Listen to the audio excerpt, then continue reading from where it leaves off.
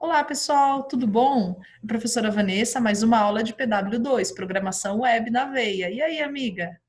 Bom dia, Vanessa. Bom dia, alunos. Tudo bem? Vamos lá para mais uma aula de programação Web 2. Qual vai ser a nossa agenda de hoje, Vanessa?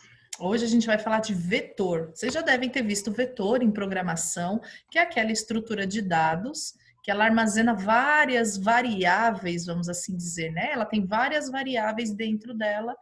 E aí a gente vai ver essa estrutura como ela funciona em PHP. Bora lá? Aquela estrutura que funciona de uma forma bem parecida com uma lista, em que vocês podem ter por vários valores e a cada valor é atribuído a um índice. Vamos ver como é que isso funciona. A gente já viu no Java, no ano passado, no JavaScript, agora vamos ver como é que isso funciona no PHP. Vamos lá, Beleza, Vanessa. então vamos lá. Eu vou compartilhar minha tela para a gente começar a programar. Aqui eu já estou com o meu VS Code aberto, ó, só para vocês verem. O meu navegador, o Apache, está aberto, certo? Então eu já estou com tudo pronto para eu começar a programar. Eu já deixei um código pré-programado, para quê? Para que a gente possa ganhar um pouquinho de tempo porque tem muitas informações a respeito do vetor. E lembra, o nosso objetivo é sempre fazer um vídeo não muito longo para que todo mundo consiga assistir, mas também que trate de um assunto só. Então eu tentei dar uma agilizada para a gente, tá bom? Então vamos lá. Ó. Um vetor em programação, ele é uma estrutura de dados que ele armazena várias variáveis, cada uma delas em uma posição diferente. Então eu tenho aqui, ó, um vetor. Vou descomentar esse código. Deixa eu aumentar a fonte dele. Isso, ó, um vetor em PHP. Para criar um vetor, eu uso também o símbolo de cifrão. Eu dou o nome para o meu vetor, como eu nomeio uma variável, e eu uso a palavra array, certo? Então aqui eu estou informando para ele que o que eu vou guardar ali dentro é um vetor. E aqui eu só passei os valores que serão guardados. Então, esses carinhas aqui, ó, o 1, o 2 e o 3, são os valores que serão guardados dentro do meu vetor. O meu vetor vai ficar assim, ó. O vetor, ele sempre, quando eu não determino, ele vai começar na posição numérica 0. Ele usa esse índice, ou no PHP vocês vão encontrar muito falando da chave de um vetor, né?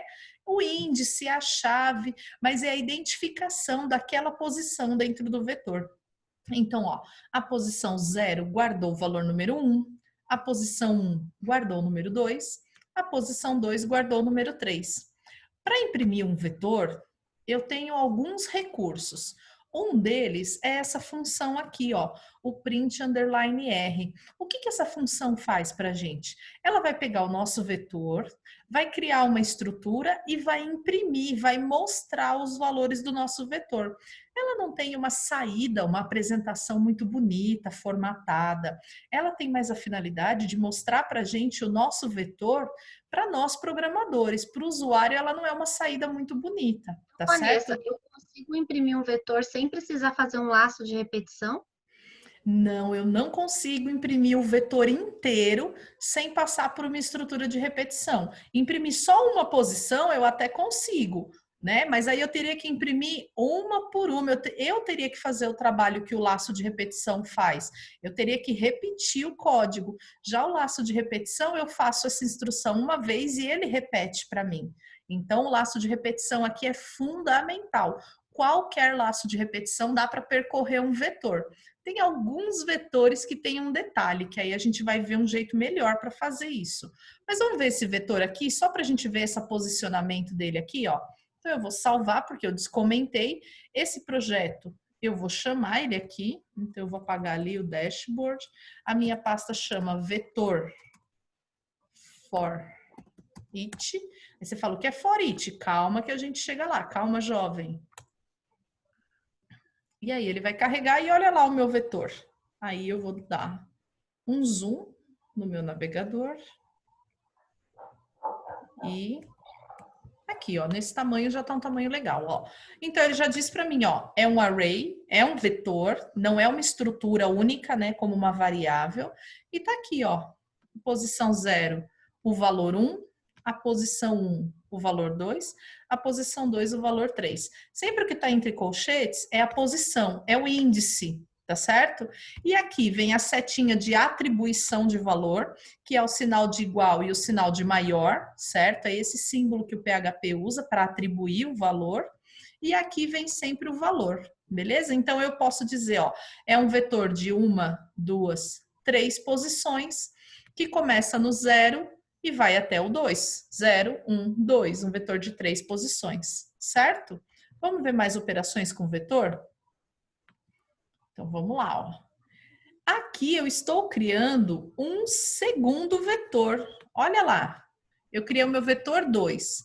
Só que aqui, no PHP, ele me permite criar o vetor e determinar qual é a posição que eu quero para o meu vetor.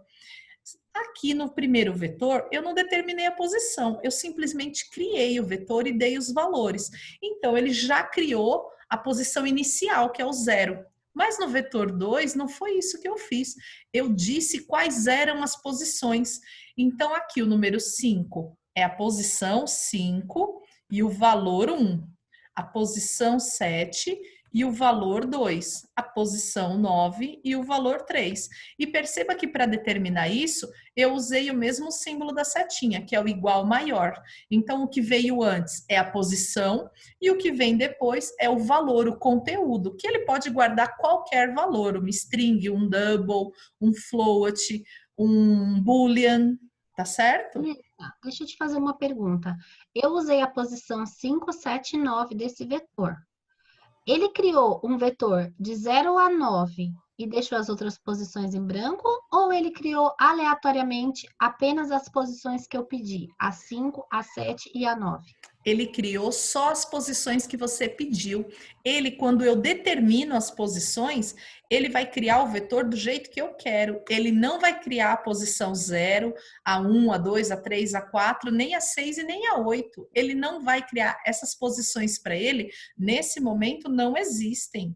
Então, quando eu determino uma posição de um vetor, ele cria exatamente aquela posição. Vamos ver esse vetor impresso? Ó, eu já coloquei aqui a mensagem dele para imprimir. Eu dei um BR, todos os códigos de impressão para baixo tem um BR para poder pular a linha, tá certo? E aí eu imprimi esse vetor com aquela função. Vou salvar, vou lá na minha página, vou dar um F5. E olha o meu vetor aqui, ó. Ele só criou as 3 posições, tá vendo, ó? Ele criou a primeira. No PHP, eu não sou obrigada a criar posição sequencial começando no 0. Não é obrigada. Ele só vai criar sequencial em 2 casos. Se você determinar a posição sequencial, porque ele vai obedecer à determinação do programador, ou se você não der determinação, nenhuma orientação para ele. Aí, a lógica que ele conhece para numerar as posições do vetor, ela é matemática. Então, ele vai numerar matematicamente, certo? Então, ó, guardei os mesmos valores, mas eu criei posições diferentes. E você fala, em que situação eu criaria uma posição diferente?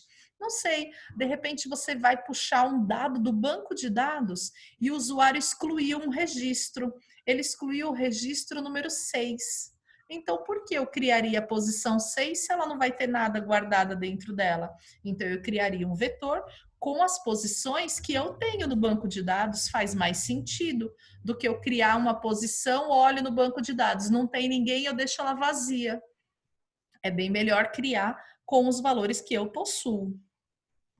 E aqui, ó, eu deixei um código de um exemplo. Toda vez que eu for criar um vetor, é sempre isso, ó. O vetor, a chave em PHP, ela é chamada de chave. Já já eu vou falar por que é chave.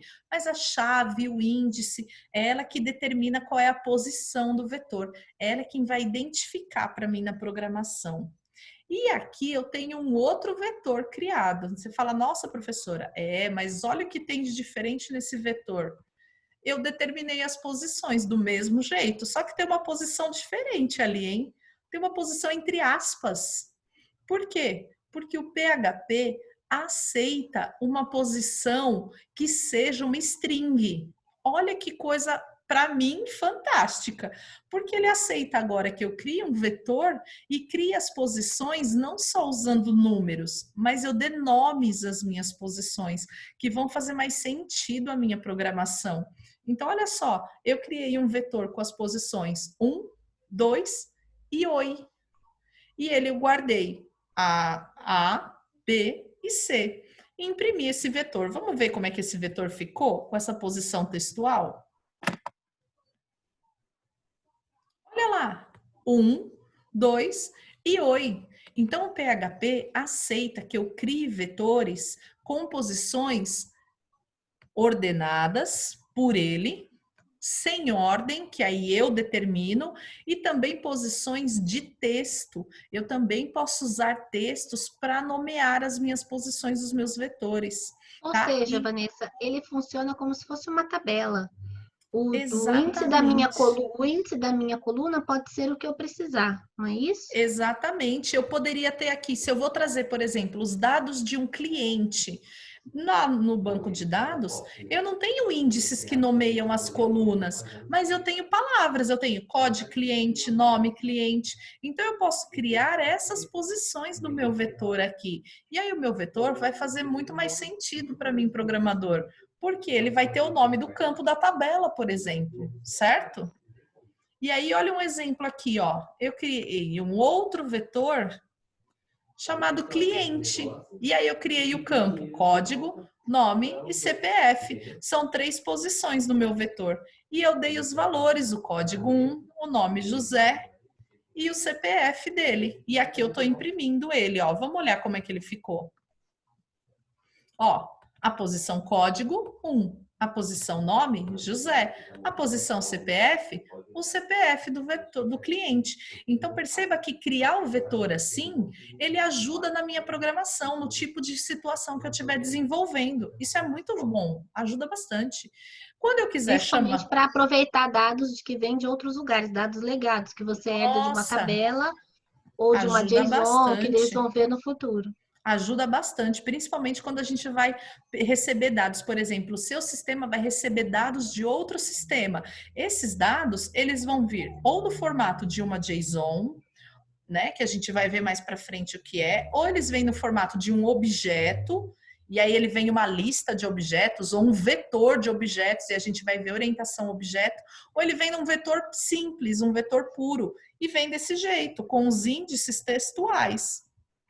Se eu quiser chamar aqui, ó, aqui eu coloco, opa, Ctrl, ponto e vírgula. Ah, todo mundo às vezes pergunta, né, professora, como que você comenta e descomenta assim, né, rápido, sem ir lá mexer na barra. É Ctrl, ponto e vírgula, comenta, Ctrl, ponto e vírgula, descomenta, beleza, galera? Ajuda bastante.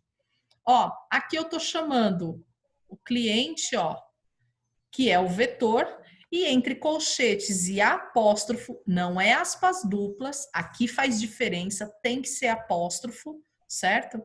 Então, ó, o nome do vetor, apóstrofo, o nome da posição que eu tenho, e eu consigo imprimir aquela posição do vetor. Então, aqui é o que eu e a professora Aline estávamos falando, dá para imprimir uma posição do vetor fora de um laço? Dá para imprimir, mas eu tenho que fazer isso um por um. Então, depende da situação. Nesse caso, faz mais sentido, ó. Vai sair ali, eu vou colocar até assim, ó. Vou escrever aqui, ó. Cliente, 2 pontos. E aí, vamos ver como isso fica. Vamos lá. Aqui, ó. Cliente 1 e o nome dele, José. Então, apareceu. Então, aqui fez sentido eu imprimir fora de um laço de repetição, certo? Vamos voltar lá no código. Aqui eu criei um terceiro vetor. Você fala hoje, vários vetores, hein? Ó.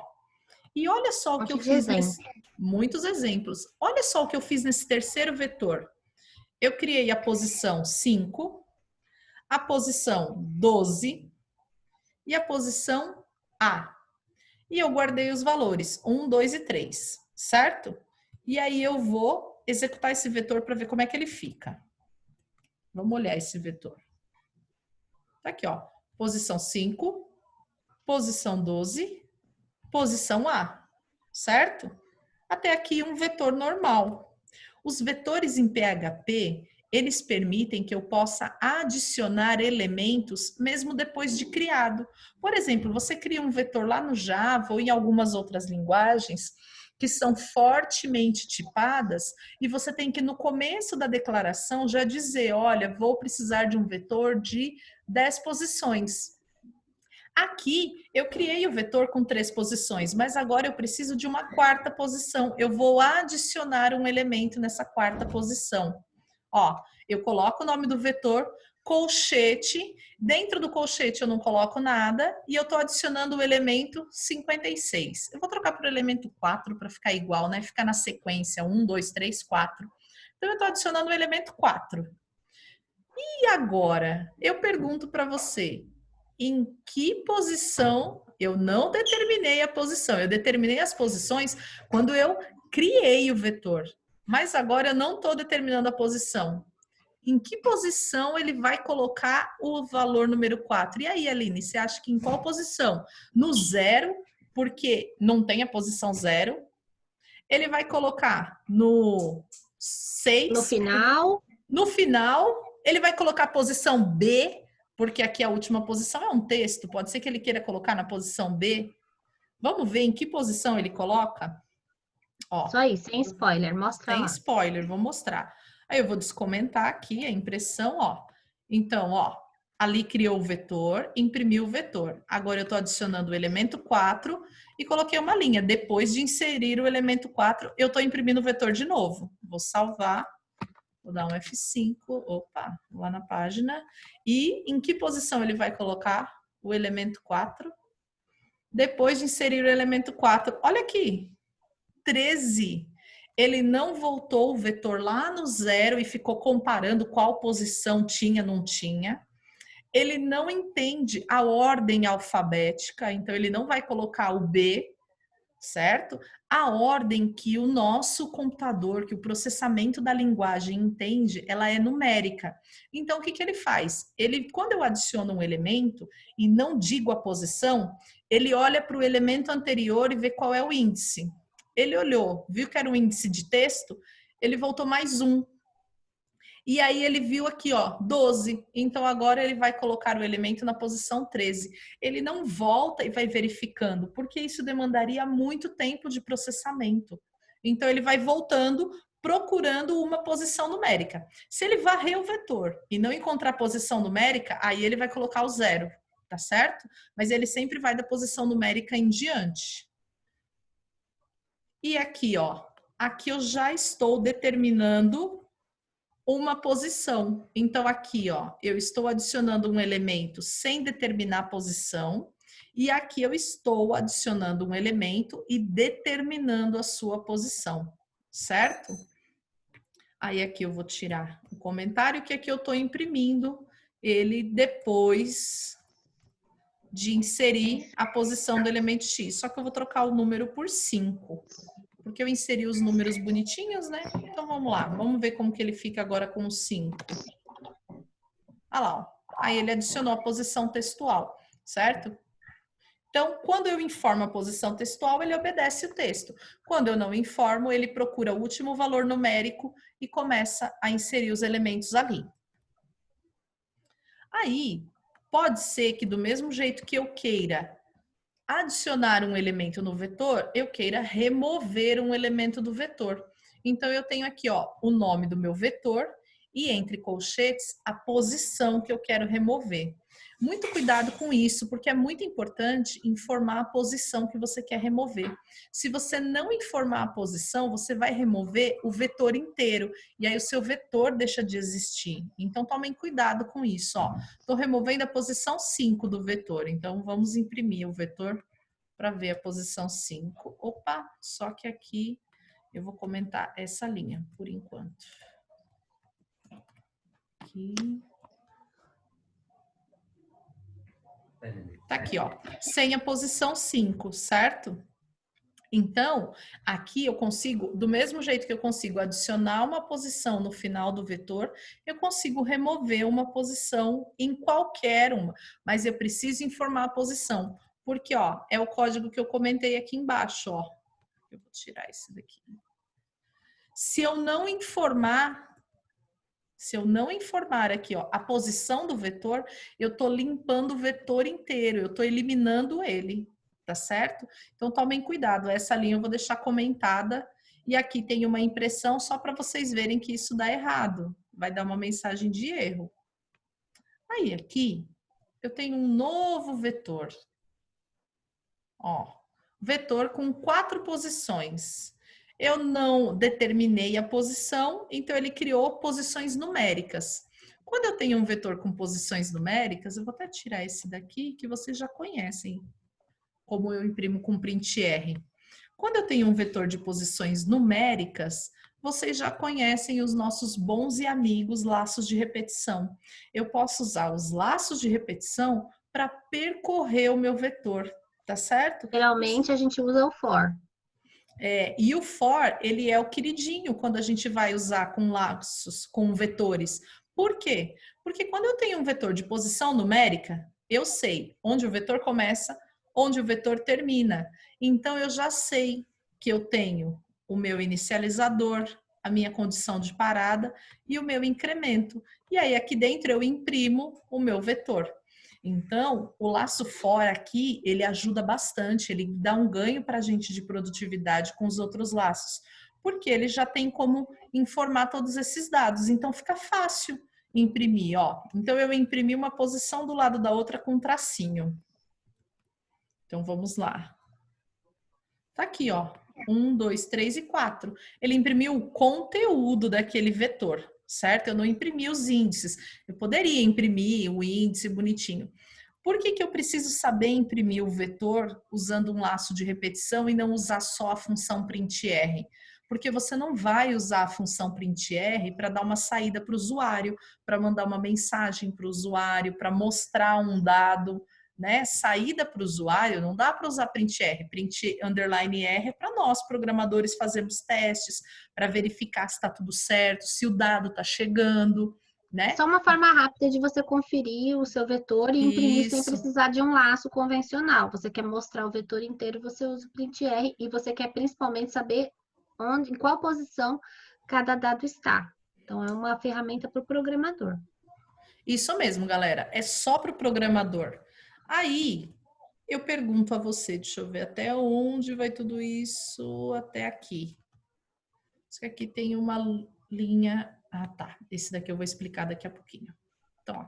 Só que quando o meu vetor não tiver índice numérico ou esse índice numérico não for sequencial, nós criamos vetores ali que a posição era 579, 512A, 512A, Oi. Oi, X. Como é? A gente criou lá um vetor cliente com a posição código, nome. Como é que eu percorro um vetor se os meus laços de repetição só conhecem a ordenação numérica para fazer isso? Aí o laço while, do while e o for não vão servir muito, eles não vão adiantar. Aí você fala, então vou ter que imprimir um por um? Não. Por isso existe o for each.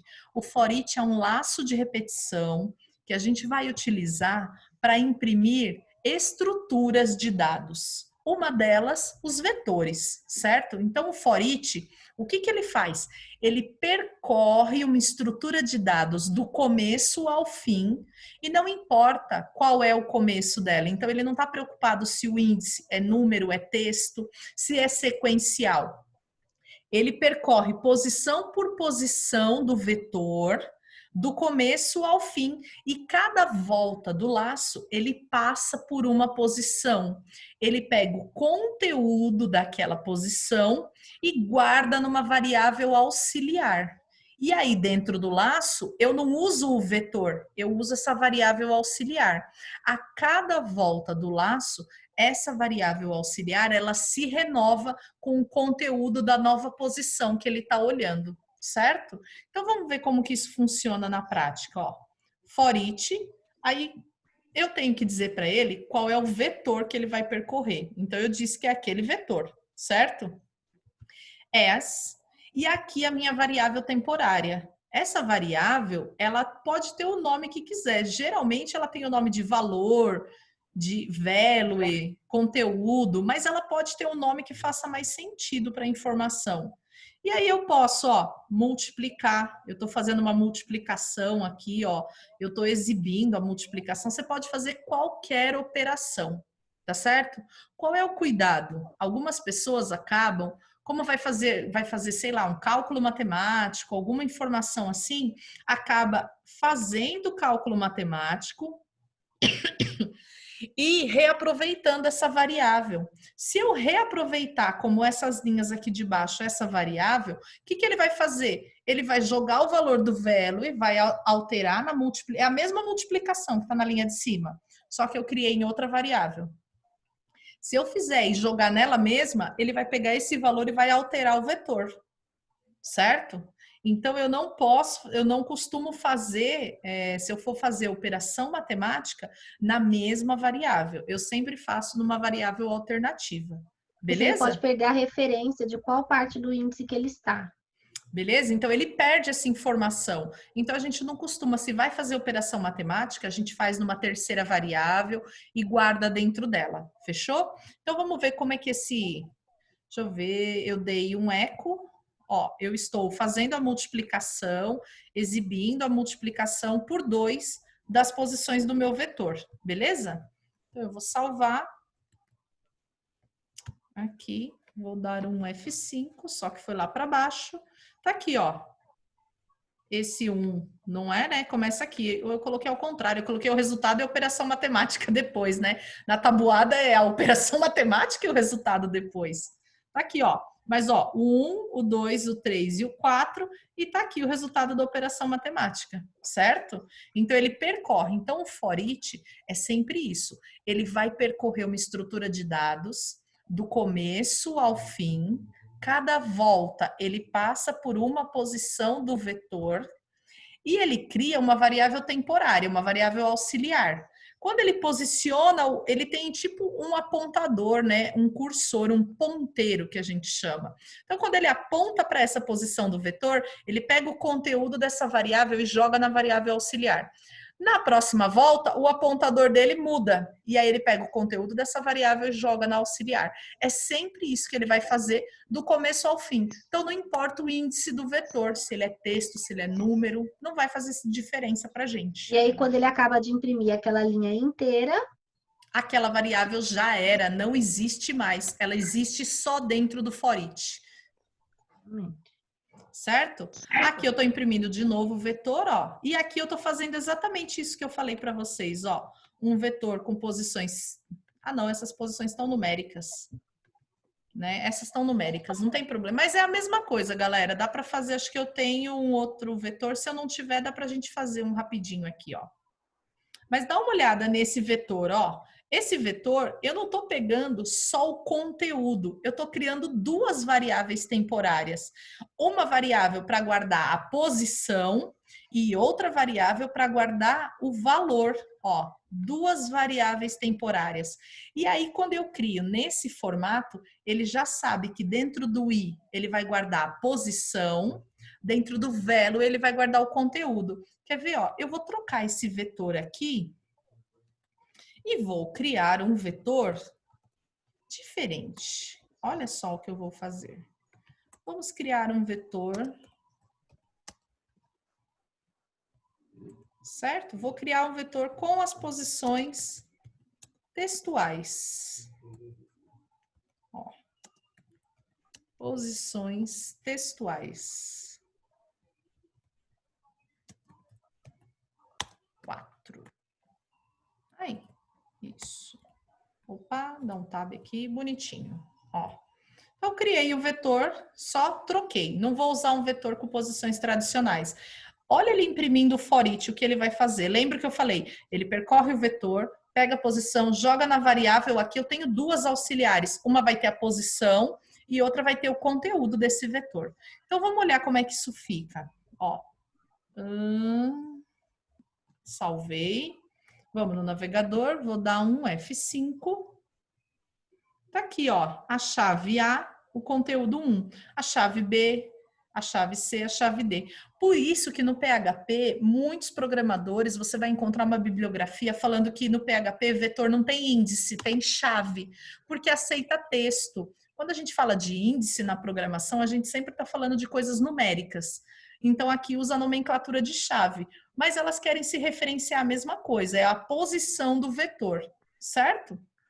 E o for each faz isso. E dentro dele eu posso criar uma variável auxiliar para guardar só o conteúdo ou uma variável auxiliar para guardar o índice, a posição, a chave e o valor, certo? Aqui embaixo tem algumas funções importantes quando a gente trabalha com vetor, ó. Eu tenho a função, eu tenho aqui a função size,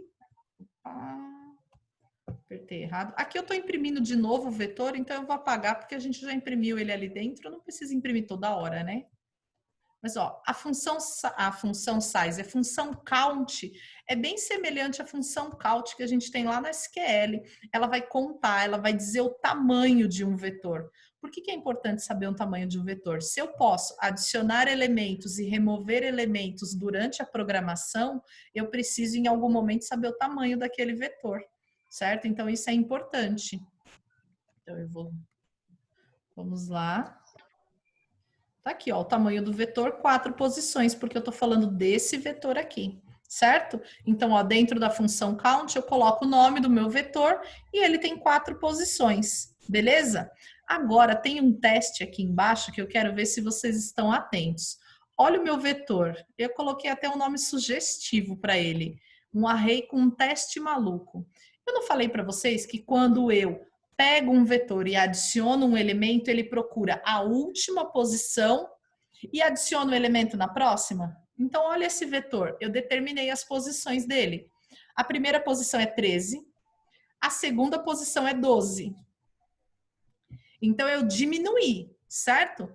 Se eu adicionar um novo elemento, ele vai voltar na posição 12 e vai adicionar 13, certo? Ou será que ele vai colocar 11? Vamos ver primeiro como que esse vetor fica, ó. Eu usei a print R, só para a gente ver. E aqui eu já estou adicionando um novo elemento, ó. Vamos lá. Tá aqui, ó. Posição 13, adicionei A. Posição 12, adicionei B. E agora eu adicionei o C. Em que posição será que é adicionado o C? Lembra que no outro, o que ele fez? Ele voltou uma posição, olhou o índice matemático e colocou o próximo valor. Então, ele volta no 12. Quem é o próximo? 13. E aí ele joga no 13. Mas 13 já tem um valor. Será que ele substitui o conteúdo da posição 13? Olha as possibilidades. Ele pode substituir o conteúdo da posição 13.